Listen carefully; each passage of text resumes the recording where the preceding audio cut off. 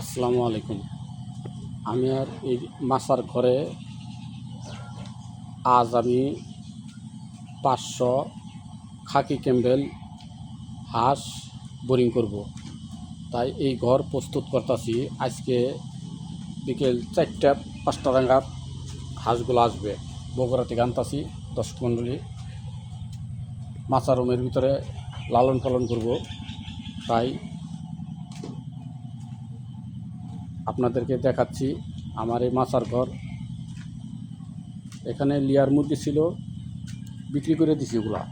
ওগুলো বিক্রি করে তখন হাঁস তুলব। এই যে বোর্ডিং শুরু করে দিছি।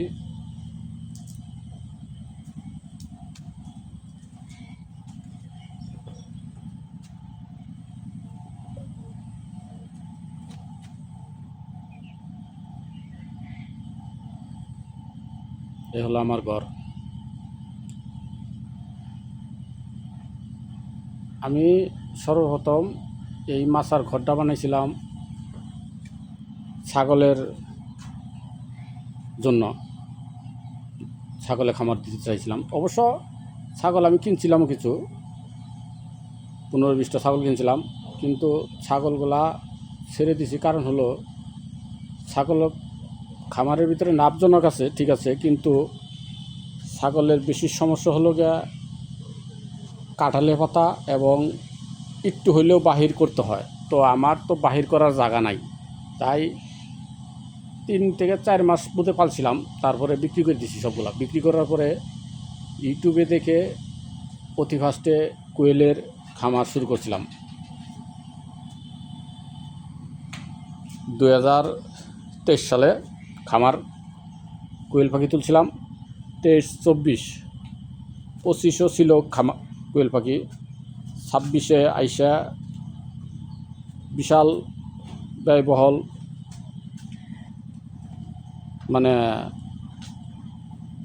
খামারে ধরা খাইছি।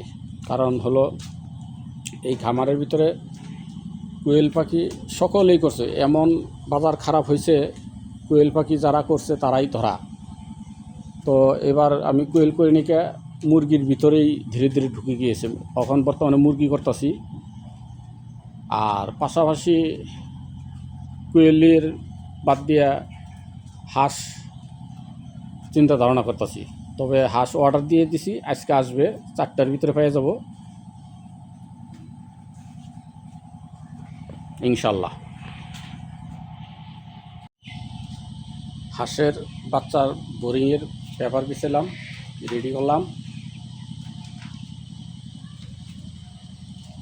নিচে দিছি আগে ছালার পরে পেপার দিছি, এরপরে একটা বিছনা চাদরও দিছি।